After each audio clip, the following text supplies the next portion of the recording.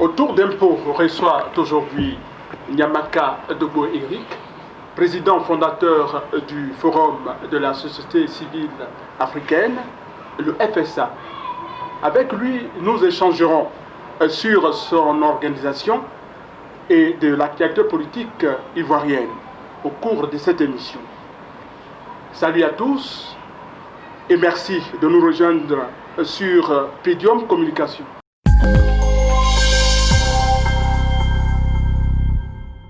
Merci, Monsieur le Président, d'avoir accepté notre invitation.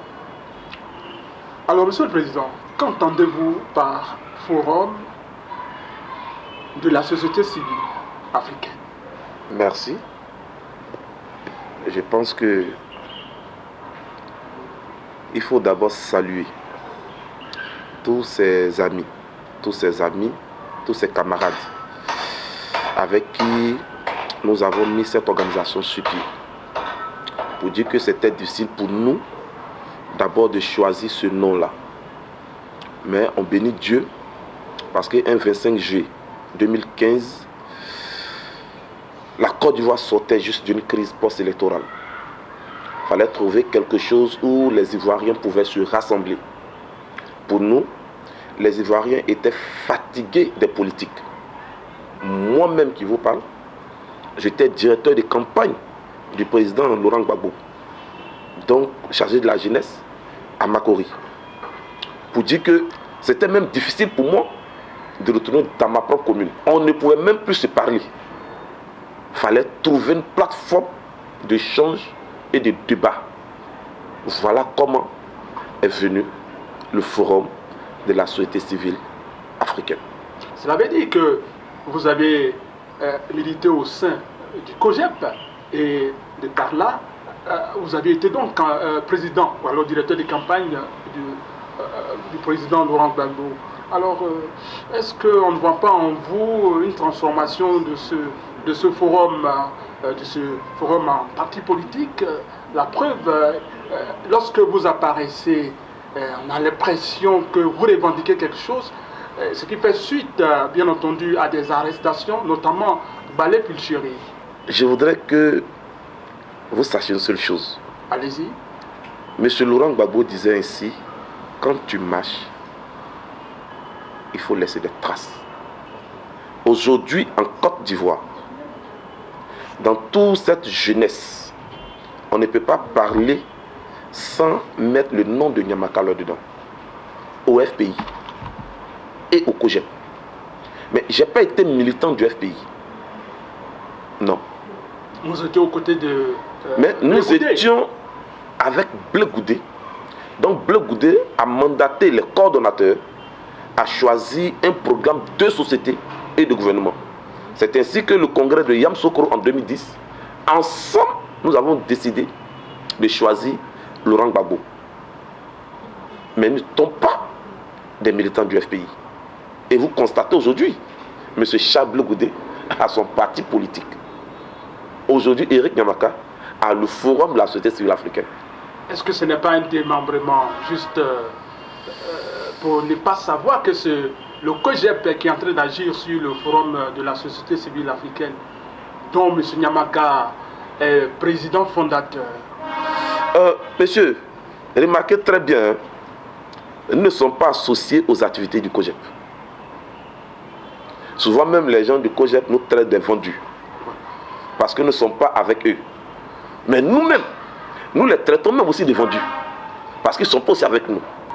Blé Goudé n'est même pas membre du FPI. Vous n'êtes plus aux côtés de Blé Goudé. Vous êtes maintenant président du Forum. Alors comment vous justifiez tout cela? Vous savez, ceux qui sont près de moi, ils savent qui est l'homme. Mais aujourd'hui, avec la situation qui se passe en Côte d'Ivoire, quand tu ne marches pas avec Blé Goudé, tu es un traître. Quand tu ne marches pas avec Gbagbo Laurent, tu es un traître. Quand tu ne marches pas avec Bédié, tu es un traître. Et quand tu ne marches pas avec Alassane Ouattara, tu es aussi traître. Mais on est traître partout parce qu'on n'est pas avec eux. Mais nous, on leur dit, ils sont traîtres parce qu'ils ne marchent pas aussi avec nous. Ah, très bien dit. Hein? Mais aujourd'hui, regardez après la sortie de la crise post-électorale. Mais il y avait des gens qui avaient peur de leurs propres parents. Parce qu'on ne savait même pas qui est qui. Mais aujourd'hui, il faut saluer le forum de la société civile africaine. Avec tout le fort. Nous étions les premiers à Grand Bassam qui avons demandé et revendiqué la libération des prisonniers politiques. On vous a dit d'écouter? Oui, le président nous a écoutés à la fin. Ça a pris du temps. Mais aujourd'hui, Mme Simon Yvette Gbagbo a été libérée. Oh, mais il y a plein d'organisations qui... J'ai dit nous étions les premiers. Je n'ai pas dit des organisations n'ont pas su demander cela. Mais nous étions les premiers. L'un des premiers. Donc pour nous, c'est une fierté. Rien n'a changé. Mais les leaders que nous avons eus ne veulent pas former des successeurs. Et c'est ce qu'on a aujourd'hui. Quand on voit directement quelqu'un qui veut et qui est en train de paraître, on dit voilà quelqu'un qui veut prendre ma place. Non, non, non, non, non, non, non, non. Et j'ai dit non. J'ai été le premier président de la jeunesse du COJEP. J'ai réussi à faire une grève de la faim pour demander la libération de Charles Blé Goudé. Aujourd'hui, Blé Goudé est libre. J'ai été même celui-là même qui était dans la commission de la rédaction du projet COJEP parti politique. Et je l'ai écrit et je l'ai remis à Dr Saraka Patrice, aujourd'hui qui est secrétaire général du COJEP. Mais Eric Nyamaka dit il ne va pas dans un parti politique. Je suis au forum de la société civile africaine. Alors, et je suis pour les Ivoiriens et pour la Côte d'Ivoire. Pourquoi vous n'entrez pas au COJEP ou dans un parti politique et vous pensez ou vous créez votre propre organisation dite forum? Vous voulez qu'on en parle? On en parle. Vous voulez réellement qu'on en parle? Parlons-en. Vous voulez savoir pourquoi réellement je suis plus au COJEP? J'ai été surpris et j'ai été étonné de constater que celui-là même qui était l'un des meilleurs leaders pour Charles Blé Goudé en tant que coordinateur, celui-là même qui a fait la meilleure vente, celui-là qui était l'un des meilleurs mobilisateurs pour Charles Blé Goudé, mais constater que pendant ma campagne électorale, pendant la municipalité à Makori en 2018, le COJEP se régit en adversaire contre ma personne. En présentant un candidat? Non, non, non, en votant mon adversaire. Mon adversaire. Et c'est mon adversaire même qui m'appelle pour dire que j'ai en face de moi une délégation du COJEP venue de la part de Charles Blé Goudé pour te combattre. Donc je n'ai plus peur de toi. Tu ne vas pas me gagner. J'ai appelé celui-là même. J'ai appelé ce dernier pour lui demander est-ce que c'est vrai? Il dit oui, c'est vrai. Et c'est sur décision de Charles Blé Goudé. Nous avons battu campagne contre toi.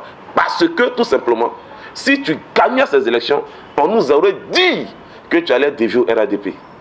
J'ai dit ah bon, mais toi-même tu étais au RADP. Et j'ai combattu comme toi pour remettre le COJEP à Blue Roselin. Faites très attention. Et je ne suis pas d'accord avec.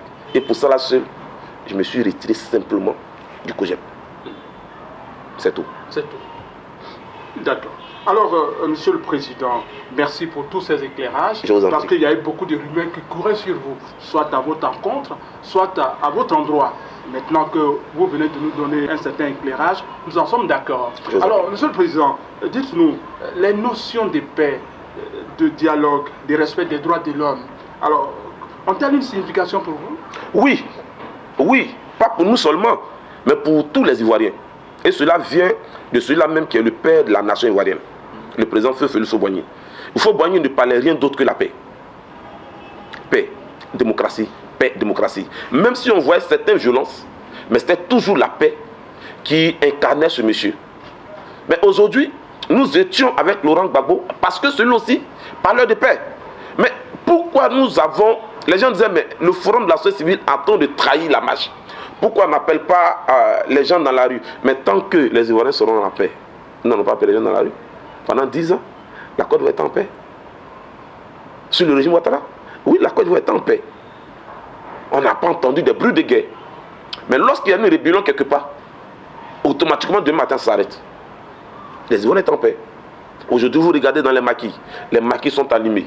Vous regardez à la télévision, tout le monde est en train de danser. Mais c'est la paix. Vous voulez qu'on dise quoi?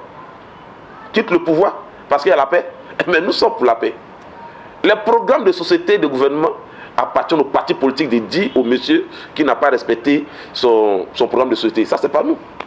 Voilà. Tant que l'on a paix, nous serons toujours en train de féliciter, saluer celui que pouvoir. La non-violence, donc la guerre, est-elle la paix, selon vous?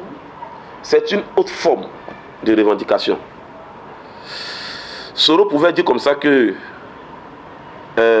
si nous constatons que nous sommes réprimés, nous sommes primés, la violence est une autre forme d'expression. Quand nous constatons que le chef de l'État, le gouvernant, ne donne pas la parole aux autres, mais nous ne sommes pas dans la paix, nous sommes dans une forme de dictature. En ce moment, la violence est une forme de paix. Mais est-ce qu'à chaque fois, la violence est une forme de paix? C'est simplement la situation sociopolitique qui nous le dira. D'accord. Alors, Monsieur le Président, on note de nombreuses organisations de société civile. Vous venez avec un forum de la société civile. Qu'est-ce que vous présentez de nouveau aux Ivoiriens? Non, on ne prend pas quelque chose de nouveau. On cherche simplement plusieurs organisations pour crier encore plus fort. On dit quand tu es seul, tu vas vite. Mais quand on est beaucoup, on va sûrement arriver. Voilà pourquoi il faut rejoindre ceux qui ont créé d'abord les premières organisations de la société civile qu'il faut saluer. Et nous sommes venus simplement pour ajouter notre voix à la société civile parce que pour nous, pour le moment, c'est la meilleure forme de combat. Voilà, donc on ne vient pas pour faire encore des actions miracles, on ne pourra pas. Mais je pense qu'ensemble, on pourra dire que là c'est bon et là c'est pas bon. Alors, dernièrement, dans un passé très récent, vous étiez Tiasalé, Petit Guitrozon. Petit Guiglo. C'est ça. Et vous avez prôné là-bas la paix, parce qu'il y avait des soulèvements. Aujourd'hui encore, nous sommes en droit de dire qu'il y a un soulèvement populaire presque de tout le pays. Alors, dites-nous la lecture que vous faites de tout cela, de toutes ces marches, de toutes qui ont entraîné des morts, des blessés graves et des maisons incendiées. Puisque nous sommes en paix. Voyez-vous, monsieur, comme Eric Nyambaka et le Front de la société civile africaine n'ont pas appelé à descendre dans la rue, c'est des traites. Ah, on traite encore des traites? Des traites parce qu'on n'a pas dit aux gens de descendre dans la rue. Et pourtant, vous avez demandé à votre organisation, au membre de votre organisation, le 15 février dernier, quand Monseigneur appelait à la marche de paix. Oui. Mais pourquoi n'avez-vous pas fait pour revendiquer les droits de l'homme que vous revendiquez dans votre projet d'organisation de la société civile? Si, monsieur, on le fait tous les jours. Les gens ne sont pas courageux pour dire cela vient du forum de la société civile africaine. Les gens ne sont pas courageux. Mais allez sur les réseaux sociaux. Prenez tous les journaux. Allez sur Google. Nous parlons de paix matin, midi, soir. Aujourd'hui, voici le résultat. Des centaines de blessés. Le président Afinguessan du FPI disait hier qu'il y a près de 33 morts. Pourquoi? À cause d'une candidature. Balé Pulchéry est en prison parce qu'elle a revendiqué une marche qui est démocratique.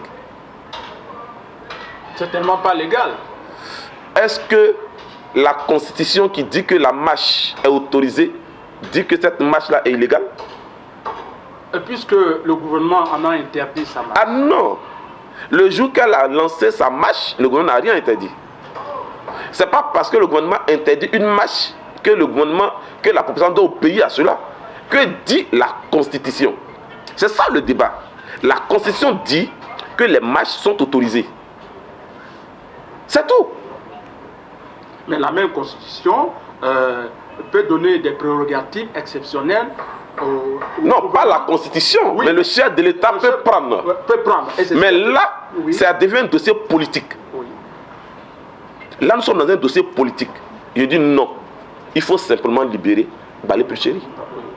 Simplement. D'accord. Revenons au soulèvement très récent.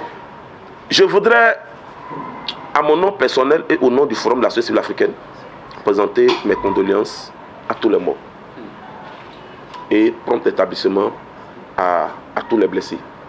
Aujourd'hui, le pouvoir en place reconnaît la valeur du Conseil constitutionnel, reconnaît aujourd'hui l'importance du Conseil constitutionnel. Or, hier, il refusait le verdict du Conseil constitutionnel. Donc, ce qui veut dire, le Conseil constitutionnel a une place en Côte d'Ivoire. Voilà pourquoi nous disons, il n'y a que le Conseil constitutionnel seul. Mais quand on parle du Conseil constitutionnel, c'est qui, monsieur? Ce n'est pas Kone Mamadou. Non, bien sûr. Le Conseil constitutionnel, ce n'est pas M. Alassane Ouattara. Le Conseil constitutionnel, c'est le peuple de Côte d'Ivoire. C'est ça, le Conseil constitutionnel. C'est le peuple qui décide qui est président et qui ne doit pas être président. C'est dans les unes. Mais celui que nous avons mis, celui qui a été nommé par le chef de l'État, ne peut qu'obéir qu'aux ordres du peuple. Et voilà pourquoi nous disons, nous attendons seulement le verdict du président du Conseil constitutionnel. Et nous le connaissons intelligent, il va dire le droit pour la Côte d'Ivoire. Parce que regardez, le Conseil constitutionnel n'a rien dit encore. Nous avons 33 morts, nous avons près de 100 blessés. Donc on dit au Conseil constitutionnel, le peuple de Côte d'Ivoire te regarde. Et l'histoire de la Côte d'Ivoire va s'écrire encore le 16 septembre. Et on attend. Alors, que fait le FSA pour un retour apaisé en Côte d'Ivoire? Le FSA ne peut que demander au Conseil constitutionnel de lire le droit. Ce n'est pas le FSA qui peut annuler la candidature, invalider la candidature de M. Alassane Ouattara. Ce n'est pas le FSA qui peut invalider la candidature de M. Bédié. Ce n'est pas le FSA qui peut invalider la candidature de M. Afingessa. Non. Il n'y a que seulement que le Conseil constitutionnel qui va lire le droit. Voilà pourquoi nous disons, attendons le verdict du Conseil constitutionnel. Nous avons écrit à l'ONU, à l'Union européenne. Nous avons écrit à l'ambassade de France. Nous avons écrit même au Premier ministre Ahmed Bakayoko. Leur dit, prenez vos responsabilités. Aujourd'hui, l'Union africaine ne dit rien. La CEDEAO ne dit rien. Mais voici ces organisations qui attendent d'abord quand il y a des milliers de morts et ils réagissent. Mais l'Union européenne a dit qu'on n'a pas de candidat. Les États-Unis, ils disent qu'on n'a pas de candidat. La France dit qu'on n'a pas de candidat. Que cela revient au peuple de Côte d'Ivoire. Et le peuple de Côte d'Ivoire décidera après le 16.